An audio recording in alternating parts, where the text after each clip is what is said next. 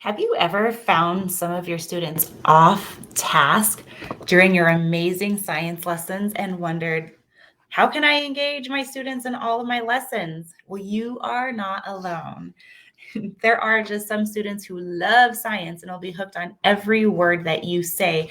But then there's others that will be in their own little world and disengaged. So let's explore some ways that you can increase student engagement and reach all of your learners.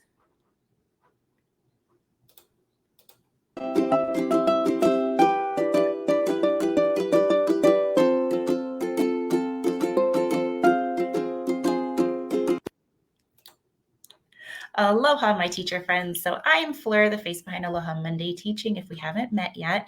And I help middle school science teachers be intentional, prepared, and just refreshed for Mondays and any day. All right, so be sure that you grab your free guide.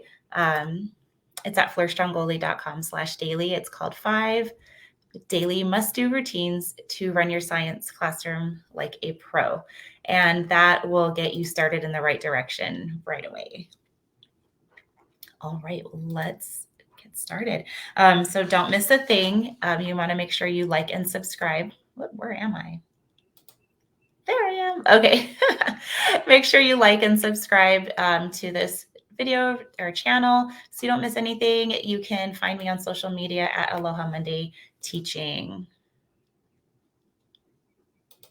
And here's that guide that I just mentioned. 5 daily must-do routines to run your science classroom like a pro. And that's a lot of what we talk about. All right. So increasing student engagement takes some behind the scenes work. So what we're going to go over today is lesson planning and how to do this effectively.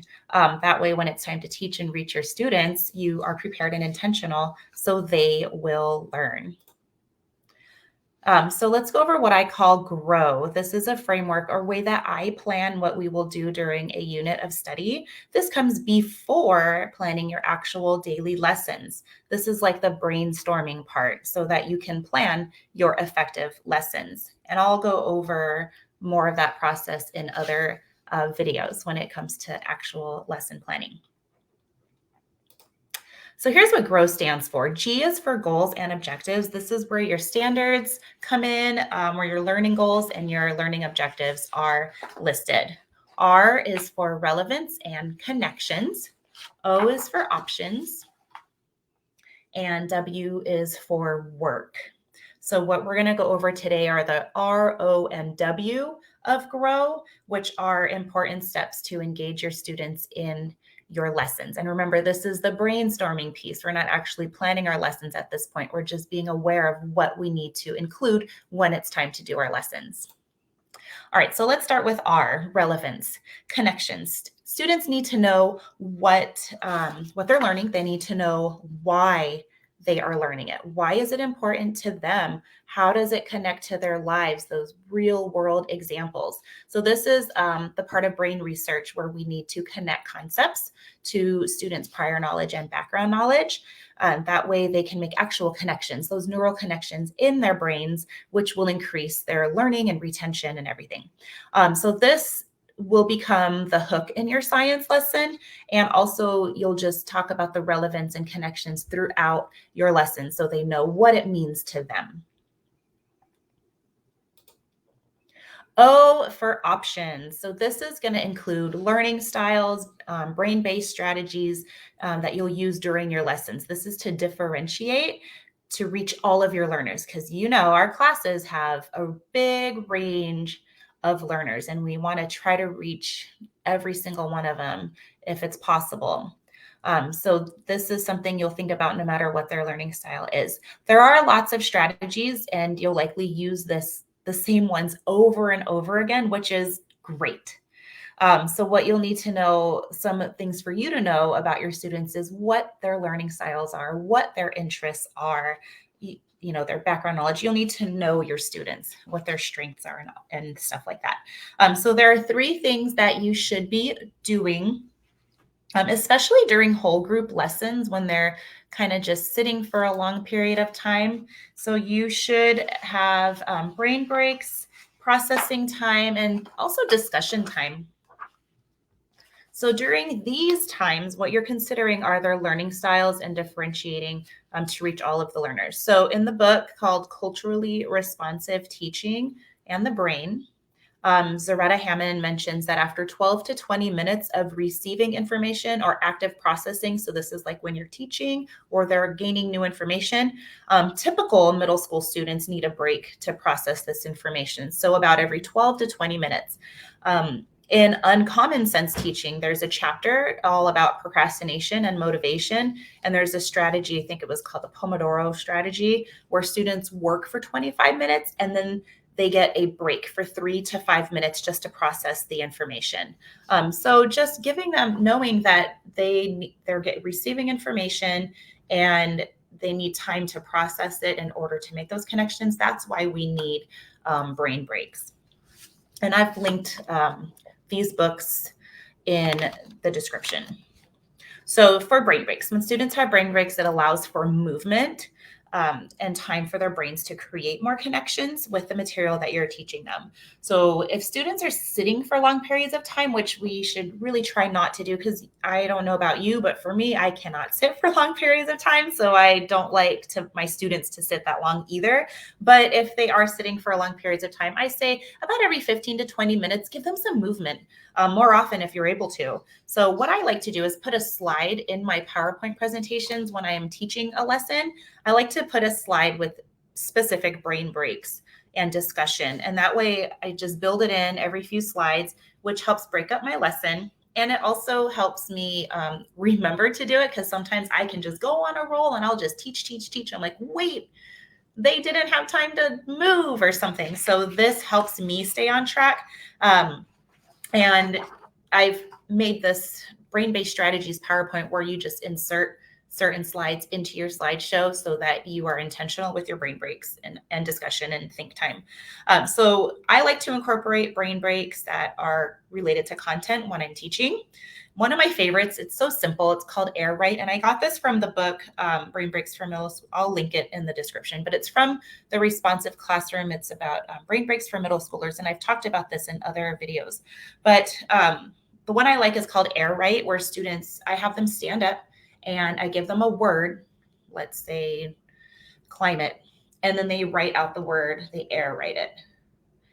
And that gets them moving. It gets them using the vocab that I am teaching them. You could give them a definition and then they write the word, something like that, something simple. And it's quick. And then you're back to work after that. So they also need time to process the information. Like I mentioned in the first book, Culturally Responsive Teaching and the Brain, they suggest every 12 to 20 minutes for typical middle schoolers. Now we have our students with special needs that need it they need less time of getting information. So you might need to break that up depending on your class. So in Uncommon Sense Teaching, in that book, they say some things they could do to process, just takes a break, is like a bathroom break, walk in the hall, chat with friends, they can draw. So those are just some ideas. And you also want to make sure they have discussion time with their peers, which also allows their brains to process the information. They make connections in there, and they're also able to retrieve information that they're learning because they're having to talk about it. It also gives them opportunities to learn new ideas from their peers and other ways of thinking about it. What I like to do first is have them respond on their own and then share. That way everyone's prepared with a response. And in this PowerPoint product I have, brain-based strategies, I have discussion slides also that I put into my slideshow. Helps me stay on track and intentional. All right, and finally, the W is for work. So this is not just any work, busy work. This is meaningful work. Work that will get them to your learning goal and objectives. Work that allows them that deliberate practice that they need in order to strengthen neural connections in their brains, which will result in putting it into long-term memory eventually, hopefully, better learning and all of that. So this is very, very important when you're brainstorming what you're going to do in your daily lesson plans in your unit of study. So here you'll want to consider, again, their learning styles and offer independent activities and cooperative learning opportunities also. So for learning styles, there's 4 different kinds. There's kinesthetic, which is with movement, verbal, talking or writing, auditory, where they listen or hear, and visual, where they see or they have that visual representation. So you can incorporate those 4 types of learning styles throughout your lesson so you're reaching every child. For example, during whole group instruction, your kinesthetic learners would benefit from movement. The verbal learners will benefit from reading and writing down the material. Your auditory learners will benefit when they hear the content. And your visual learners will benefit from any videos, images, sketches that they can do during your lesson. So as you're engaging different learning styles, you're also engaging different parts of the brain, which is so cool. All right, students should also be able to complete work individually and cooperatively. So when working on assignments, they're able to strengthen those connections in their brain by retrieving information that's been taught. So this is that deliberate practice. There are many different types of assignments that will engage your students that are not worksheets. So worksheets are fine, but I think it's better to do other things too. So they can practice concepts through labs, stations, choice boards or choice menus, games, computer programs, and projects. And you can incorporate the learning styles in those types of assignments also. So with a variety of activities, the brain is engaged and growing. Their neurons are making connections when retrieving and working with information. Their right and left brains are being utilized and strengthened. And when they're playing games, dopamine is increasing. All right, so that was fun. I really like talking about the brain and how the brain learns and learning all about it. I should have been a neuroscientist in another life. So we just went over 3 important steps to engage your students in lessons. So R was relevance and connections. O, options. W, work. So remember, that's behind the scenes. That's your brainstorming. Once you have that done, then you're ready to plan those daily engaging lessons. So now it's your turn. Go ahead and reflect on how you are already engaging your students in your classroom and choose an area that you'd like to improve for student engagement. And then plan those strategies intentionally that you can use in your lessons and activities. And if you want to check out the blog post, I have that in the link below. So just remember, before you go, like and subscribe to this video or this channel so you don't miss out on any other videos of tips and strategies for teaching middle school science.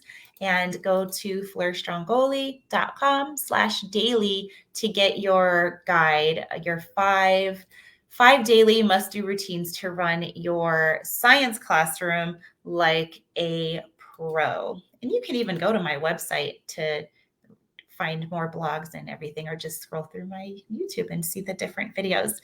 So that's all for today. Thank you for joining me. I will see you soon. Aloha.